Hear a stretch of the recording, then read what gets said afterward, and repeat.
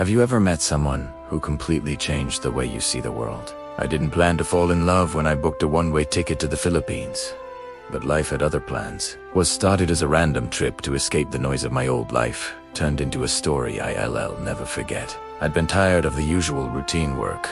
Sleep, repeat. I wanted to go somewhere far, somewhere warm, somewhere where people smiled for no reason. That's how the Philippines came up. The pictures online looked unreal: white beaches, turquoise water, and coconut trees that looked like they came straight out of a postcard. I thought, why not? The moment my plane landed in Manila, I felt that tropical heat that wraps around you like a warm blanket. But it wasn't just the weather. It was the people. Everywhere I turned, there was a smile, a friendly kamusta, and a feeling like I'd been there before. After a few days exploring the capital, I decided to travel south to see the real beauty everyone talks about: the islands. Cebu, Bohol, Siargawich. One looked like paradise, but it wasn't the beaches that stayed with me. It was someone I met in a quiet town on the edge of the forest. Her name was Maria. She worked at a small family-owned cafe just a few meters from the coastline. I'd gone there because I'd gotten lost. My phone had no signal, and I was sweating under the midday sun when I saw the little shop with a hand-painted sign that said, "Fresh mango juice." Inside, there she was, the kind of beauty that catches you off guard.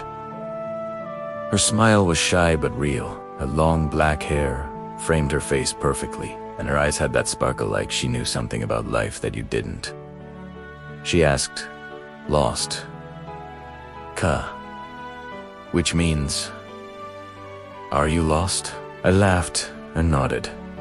That's how it all began. We talked for hours that day.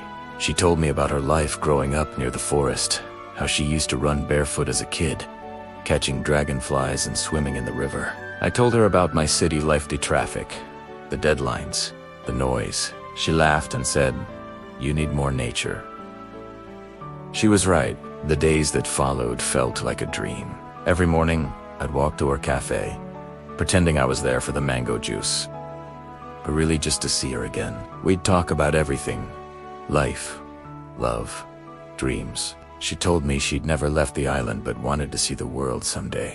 I promised her that one day she would. There was something different about her. She was grounded, simple, yet wise beyond her years. She wasn't impressed by money or looks. What she cared about was kindness, respect, and family. The way she talked about her parents, her siblings, and her home made me realize how much I'd been missing that kind of connection in my own life. We'd go for walks near the forest where she grew up.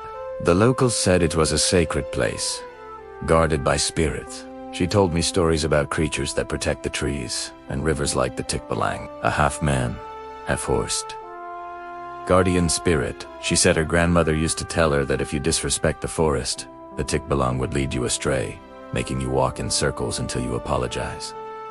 I laughed, thinking it was just a story, but deep down, I could feel the weight of her words. One afternoon, I decided to go hiking alone to surprise her with some photos of the waterfalls she'd told me about. I thought it'd be easy: follow the trail, take a few shots, and come back before sunset. But somewhere along the way, I realized I'd gone too far. The forest started to look unfamiliar. The paths twisted and looped back on themselves. The air felt heavy, and everything went quiet. No birds, no wind, nothing. I tried using my phone's GPS, but it was useless. My heart started pounding. For a moment, I thought of the stories Maria told me. Could this be what she meant? Was I being led astray? I stopped walking and whispered, "I'm sorry if I've disrespected your home." I don't even know why I said it, but right after, a soft breeze passed through the trees, and I saw a small clearing I hadn't noticed before. Primera followed it, and soon enough, I found the river that led back to the village. When I told Maria what happened, she didn't laugh. She just nodded and said, "I told you. The forest watches over us." After that day, my respect for her and her culture grew even stronger. She wasn't just another girl I met while traveling. She was someone who carried the soul of her land. The way she spoke about nature, her community, and life itself made me realize how different our worlds were, yet how much they completed each other. We started spending more time together. We'd watch the sunset by the beach, her head resting on my shoulder as the sky turned orange and pink. Sometimes we wouldn't even talk, just being there was enough. I remember thinking, if peace had a face, it would look like this moment. The locals started teasing us, calling me her foreign suitor. Even her mother smiled every time I came around. Life slowed down, and for once, I didn't want to rush it. Every day felt like it belonged in a memory I never wanted to end. But reality has a way of knocking when you least expect it. My visa was expiring soon, and I had to make a choice: go back to my old life or stay and build something new here. I was torn. I wanted to stay, but I also knew love isn't built on impulse. It needs time, patience, and understanding. On my last night, we sat on the beach under a sky full of stars. She handed me a small wooden bracelet she had carved herself. It had a tiny figure of a horse. "To remind you," she said softly, "that even when you're lost, something will guide you home." I didn't say much, I couldn't. I just held a hand, trying to memorize every detail, every breath, every heartbeat. When I left the next morning, I looked out the airplane window, and for the first time in years, I felt something I hadn't felt before: the ache of leaving a piece of myself behind. Back home, everything felt empty. The noise, the rush, the deadlines, none of it made sense anymore. I kept thinking about her, about that forest, about the stillness of the river. I realized that love isn't always about where you are. Sometimes, it's about what someone awakens inside you. Maria taught me something simple but powerful: happiness doesn't live in things. It lives in moments, in shared laughter, in respect for nature, in slowing down and listening to the world instead of trying to control it. I started to see life differently. I stopped chasing success and started chasing peace. I learned to cook Filipino food, adobo sinigang. Punchy, not just because it reminded me of her, but because it brought back the warmth of the people I met there. I even began learning Tagalog, hoping that one day, when I return, I can speak to her in her language. Months passed, and one day, I got a message from her. Just 3 words: "Come back soon." My heart jumped. I didn't even think twice. I booked a ticket that same night. When I returned to that little town, she was there, waiting by the cafe. Same smile, same sparkle in her eyes. She laughed and said, "You didn't get lost this time." I told her, maybe I finally learned my way.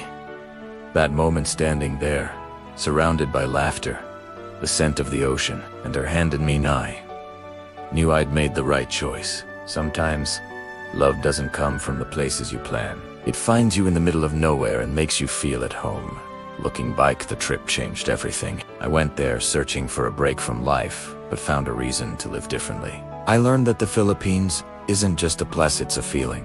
A mix of warmth, kindness, and magic that stays with you long after you leave. And as for Maria, she wasn't just the girl I fell for. She was the bridge between my old life and the one I was meant to live. Every time I wear that wooden bracelet, I remember her words: "Something will guide you home." Home isn't always a house or a country. Sometimes it's a person. Sometimes it's a memory. And sometimes it's both. If you ever get the chance to visit the Philippines, don't just go for the beaches or the food though. Both are amazing. Go for the people. Their kindness will humble you. Their smiles will heal you. And who knows, maybe, like me, you'll find someone who changes everything. Love doesn't need to be perfect. It just needs to be real. And the Philippines, it has a way of making everything feel real.